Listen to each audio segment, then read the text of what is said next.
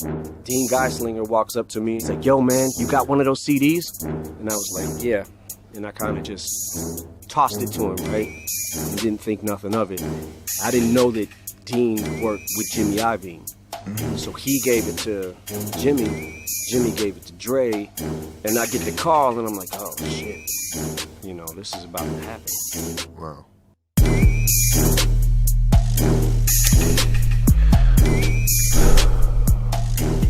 What's up, everybody? Welcome to an On the Motherfucking Road Hotboxin. I'm Evan Britton. And I'm Mike Tyson. And we got motherfucking Eminem in the house. Slim Shady in the house. Yeah, you got Marshall right now. Oh, no, Shady's Marshall. like, this on? Yeah, it's Are we on. Yeah. Okay. Well, I'm so excited, man. I if I start getting weird, just stop me. It's all good, man. Weird is good on this show. Okay. Yeah, we get a little weird. Okay. Yeah, no, I know we met at Kimmel, and I didn't get a chance to we didn't get a chance to talk, you know?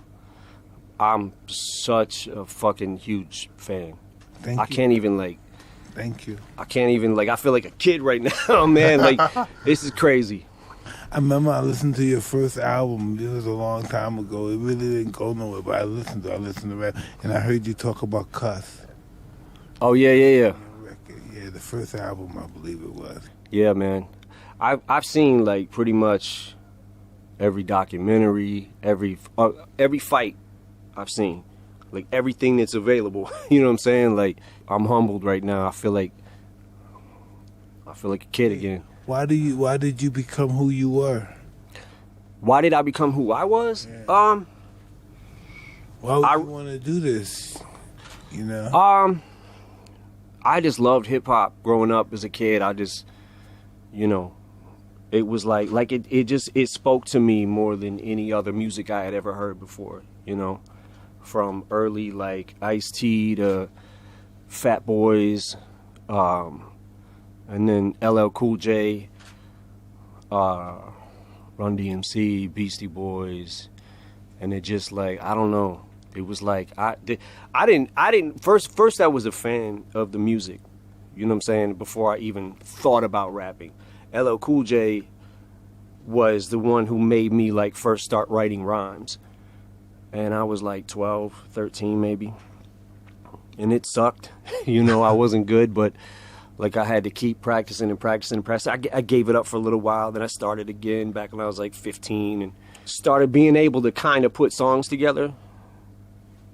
And then I just was I'm starting to... I was never really good at much else, So I don't know. Once I found out I was decent at something, I just kind of focused and just, went for it. That's interesting, because I remember I was in a juvenile detention center, and we heard we heard Rappers Delight. We said, "What the fuck was that?" Yeah. How could it be? Because we heard it in the streets in our neighborhood, but we never thought it'd be on the radio. Yeah. And it was on the radio. And we were like, "What the hell was that?" And we were just all blown away to see that our music was being played on the radio. Yeah. How about the fact that Rappers Delight was a seven some odd minute song? Yeah. And the radio played it. They played it from top to bottom. It was so popular. It was all off the hook. Mm-hmm. And then Nucleus jam on it. Jam on it. Yep. Yeah. Yeah, man. Dum. Yeah. That was I never really got into rock and roll or R&B or blues or anything like that. I just I'd listen to songs on the radio or whatever my mom was listening to in the car, but once hip hop came along, I just felt man, this is I don't know, I just was all in. Yeah, hip hop was I just can't even imagine it. It gave you pride. Yeah. Us being the prototype of hip hop. At the beginning of it, it gave us pride to know that our music, people talk the way we talk, was being on television, being on the radio and stuff. Yeah. Yeah, it gave us a lot of pride back then. Yeah. And it's also it's just such a, if you think about how hip hop from the start of it. Well, I was there. Yeah, and then it just police out in the front of every hip hop club. You got the whole New York police station out in front of the club. Yeah. It was just, and if you went to a hip hop club and you were marked, people say, oh, yes, even in your neighborhood, hardcore bebop hip hop, and it's, what the fuck you fucking with those niggas for, Mike? That's what they used to say, what you fucking with them for? Even people in the neighborhood, what you fucking with them niggas for? But those was our people. All the criminals, the thieves, we all listened to hip hop. The money makers and everything, the killers, the robbers, all the fucking street urchins. We all listen to that. That's what we listen to. And as soon as we listen to, we enjoy it. But we surveying everything. We're looking at the people with the jewelry, the coats, the clothes, and looking nice. And then we're getting ready to get them after the club is over. Yeah. And that's just what hip hop was about. All the robbers and thieves would come in there, they enjoy the music, but after it was over, we going to rob. Yeah. And that's what hip hop was about. Yeah.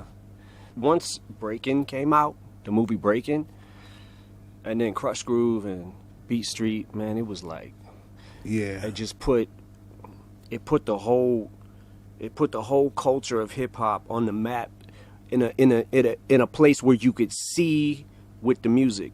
You know what I'm saying? You had the visual, and you had you graffiti. You must say, "This is my way out." When you saw that, I didn't getting good. You must say, "This is my way out." When I started being able to put songs together, and I started figuring out well, I might be almost as good as that rapper. You know what I'm saying? So I'm gonna keep going, and then I start, I learned so much. Like I studied. How old were you when that started? Hip hop. The first time I heard anything, my Uncle Ronnie brought over a tape of the Breakin' soundtrack, and it had Reckless on it from Ice-T. Once upon a time, a DJ's task was just to play records. What more could you ask? I know Colors. Yeah. Colors was hard. My Uncle Ronnie started liking rap before I did, and then he kind of introduced me to it. And right around that time, I think the movie had just come out, and I saw the movie, and I was like, yo, I love it. And it just, I don't know, it just spoke to me in a way that no other music had spoke to me before. I understand that. How old were you when you first started putting it out there? Like started rapping or doing rap battles? Well, I had a weird trajectory. Like I was afraid, I was afraid early on, like 15, 16 years old. I was afraid that to go into any clubs or anything like that to say my raps because I felt like I wasn't good enough yet. So I had to get to a certain spot. And then I was trying to I was just making songs. And one day I got a call from my boy Proof, and he was like, yo, you need to come up to the hip hop shop. And I was like, what is the hip hop shop? And he's like, yo, just come to the hip hop shop, write something, come up here. And Proof, remember Proof, Nani? He ran shit in Detroit. We me and him came up together, and we came up rapping together, but he would kind of go do his own thing, and then I'd be working at factories and stuff like that, and Proof was out there on the grind, and he started making connections, and then he met Jay Dilla, Slum Village, and a lot of the early Detroit hip hop that was exploding onto the scene. Proof was such a part of that. And I got a chance to, when I went to the hip hop shop, I was like, what the fuck? He was like, yo, I'll clear everybody out. I'll have 10 people, right? And you rap in front of them. And if they don't like you, they're going to tell you they don't like you. if they do like you and they fuck with you, then, So I went there. I said the rap. I got some people jumping around and shit. And I was like, okay, this might be it for me. And then that's when we started having battles at the hip hop shop. And we was having a battle every couple months or something. Yeah, every 2 or 3 months. But every Saturday, I would make sure that I didn't have to work till 4 o'clock because I was going to the hip hop shop every Saturday. So every Saturday for me was, and this is early 20s, was St. Andrews Hall on Friday night. Saturday, hip hop shop. Tuesday, Ebony Showcase. And then anybody that knows Showcase, he said, "Fuck, I gotta battle him tonight. He's here." yeah, well, that's what happened. I started battling, and then in the hip hop shop, the first battle that we had there, I won it. But what we was doing, Proof was taking names and he was putting them in a hat. Like if you want to sign up to battle, you just put your name in the hat. He picks a name, picks another name. So it'd be like Bizarre versus B Flat, and then they'd go at it, and it was and then me versus whoever. I remember one time I battled Conniver, who was in my group D12, but we weren't a group yet. I battled Vaughn, and then I just started like I met a few people that got me out of just Detroit, and I went to like 97 Scribble Jam, and I went all the way to the end, and then I lost to this guy named Juice, who to this day is still a really good fucking rapper. And I think that he's so good that it's okay that I lost to him. You know what I'm saying? But is he still in Detroit rapping? No, this was Cincinnati. Yeah. Yeah, the Scribble Jam was in Cincinnati. That was 97. And then from there I met Wendy Day, and she put me on her battle team. She had this battle team that was an event in LA called the Rap Olympics. And she put me on that team. I went out to LA and then got in that battle at the Rap Olympics, went all the way to the end and lost again. The last dude. And I was like super discouraged. I just got evicted from my house. Had to break in through the back of the house. Shit, yeah. The dude that we was paying rent to, he wasn't paying the rent with it.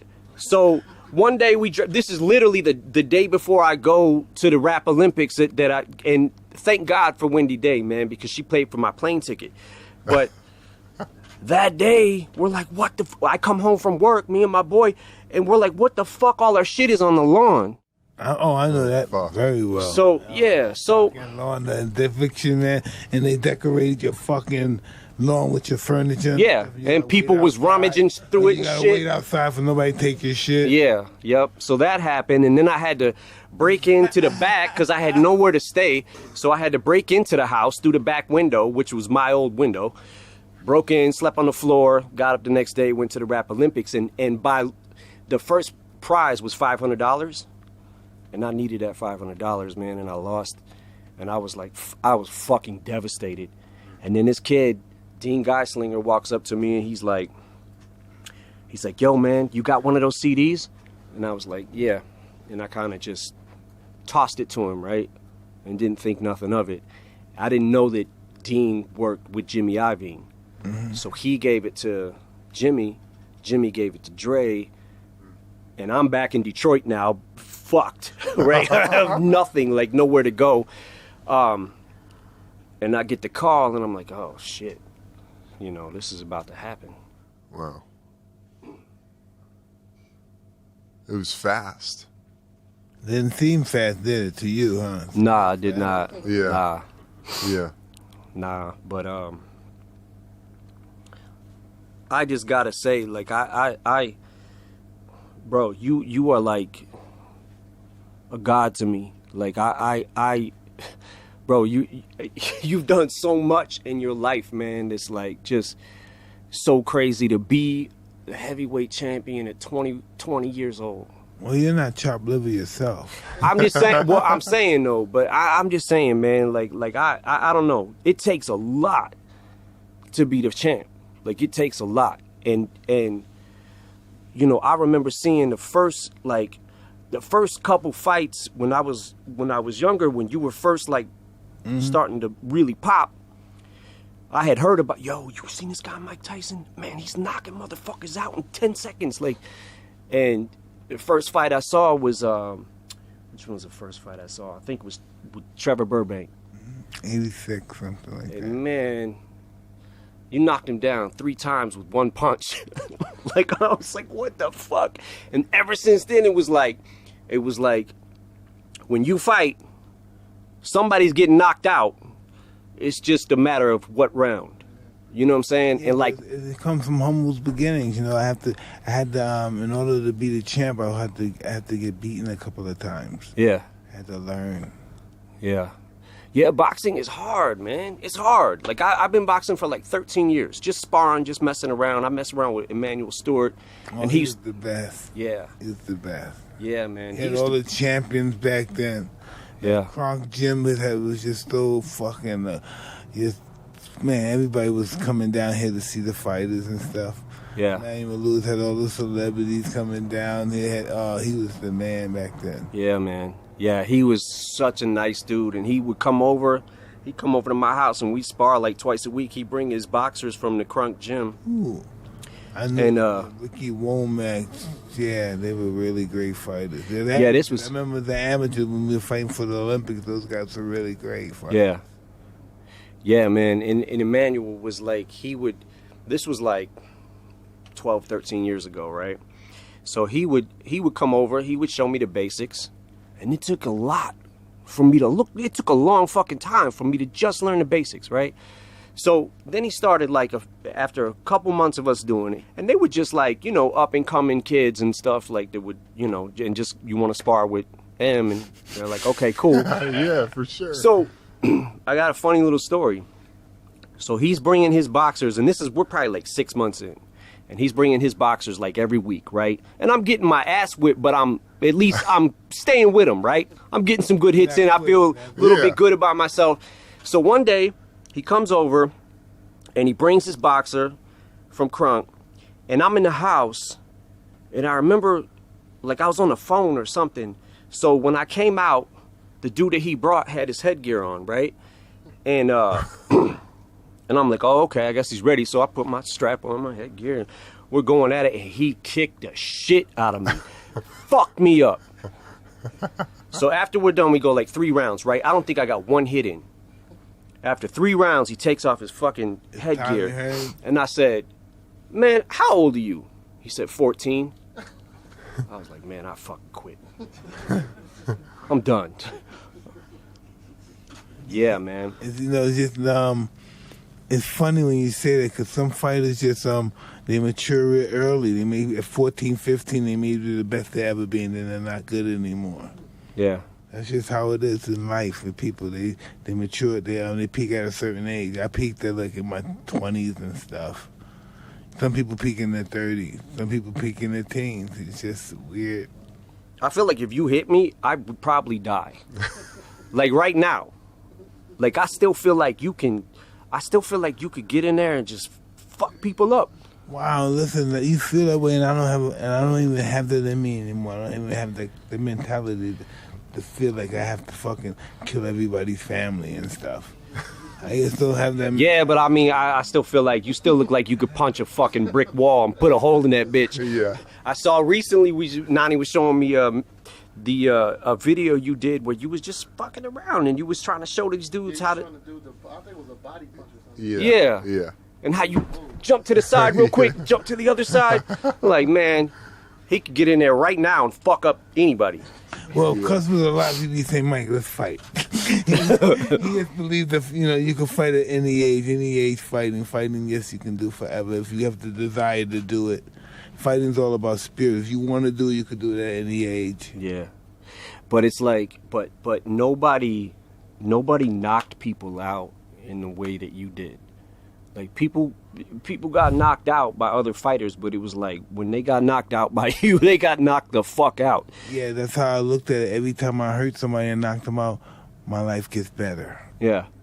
My life gets better. And gets better. And so I love hurting people now. Yeah. Because my life is getting better, and I'm getting the fucking girl, I'm getting the mansion, I'm getting the planes, I'm getting the boats, I'm getting whatever I want, so hurting is beautiful. And my perception of my life at the time. Yeah. But it's like to be a fighter, though, it's like it takes a special kind of person, it takes a special kind of commitment. You know what I'm saying? Commitment is, it's almost like you almost have to give your happiness up to accomplish your goals. Right. Because you're going to, when you do in anything, if you want to be the best garbage can collector in the world, anytime you want to be the best in the world at anything, there's going to be disappointment. Yeah. Yep. There's a lot of competition. And there's going to be guys that peak at younger age that he's going to blow you away when he's a kid. And then you're going to deal with a guy that blows you away when he's an old guy. Yeah. And then it's going to come to the time when you're experienced enough. The next thing you know, you start blowing everybody else. Everybody gets their turn. Yeah. You know, that's just what it is. Everybody gets their turn. Yeah, but it's like you're right though, because like for me, rap is like a 24/7 job, and it takes a lot of dedication, right? And you to stay sharp with the pen and stuff like that. But it's a different kind of discipline to do that. You know what I'm saying? Like, and the balls to get in the ring and fight in the first place. Listen, you know why I used to love anybody that gets in the fucking ring, because you just think about it. As human beings, what fighters do, we avoid all of our life getting into a fight. And that's what a guy does every day of his life. He fights every day of his life, and we avoid that shit. Yeah. It's humiliating if you're not on the right side, and if you don't know how to fight and then you still win, it's humiliating. Yeah. You know, 'cause you're going to get hurt. You know, Right. so people avoid fighting. You know, Yeah. it's not normal. People are not supposed to fight. People are not structured to fight. Our hands are not developed to fight. Even for a boxer, they break. That's why we have to wrap them up and everything. We just not, human beings are not designed to fight. Yeah. But we do it all, it's just part of our DNA. To kill one another is just DNA, who we are, is part of our, any form of murder is a form of self-hate. Yeah. You know, when you kill another person and stuff, it's you reflecting on yourself, how you feel about yourself. Yeah. It's interesting though. It's like, you know, boxing is just like coming up when I was a kid, I got my ass kicked a lot. I fought, I lost, I fought, I won. You know what I'm saying? And and there was a point in time where I started getting in enough fights and winning enough fights that I felt confident until I started learning some of the fundamentals of boxing. And I'm like, I don't know shit. I know nothing. Like, listen, we all believe in here that if you get involved with boxing, it's a tough man sport. Boxing's not a tough man sport. A tough guy's going to get hurt in boxing. He's going to talk funny at the end of the day. Yeah. No one's going to understand him. This is a thinking man sport. Only the smartest win. yeah, When you get a certain level, yeah, only the smartest win. Tough guy is not. This is not a tough man sport. yeah. No, look, man, I also know you got a heart. So it's like, you fuck somebody up and then feel bad later. Yeah. And you'd be like, because you'd be nice to him after the fight. Like, I hate you during this fight, and then I don't hate you anymore, and I actually feel bad because you might die now. That's who we are. That's our fear. Yeah. We're like that. We're vicious. We're ferocious because of the fact that we lost before and we've been disappointed before. We don't want that feeling anymore. Yeah. The thought that we have to go back to Brownsville, you have to go back to 7 Mile. That fucking fear. That's our biggest fear, to go back where we started. Yep. Oh, yeah. Subconsciously, that's our biggest fear. Yep. And have to see those people who we grew up with and say, hey, I made it and I fucked up. I'm back here with these people. Yeah. Milton Berle used to tell, I had lost the fight and I was depressed, and Milton Berle said, what the hell are you depressed for? You know, doing bad is going back to Brownsville. you made $30 million. Why are you depressed? Yeah. These old Jewish guys, these vaudevillian guys can't understand why these guys lose a fight for $30 million or $20 million and now he's crying. Yeah. You know, he just couldn't understand. He said, if I want to watch, he never went to the fight. He said, if I want to watch two millionaires fight, I used to get out of my house in Beverly Hills. Yeah. Because they were fighting all the time. Right.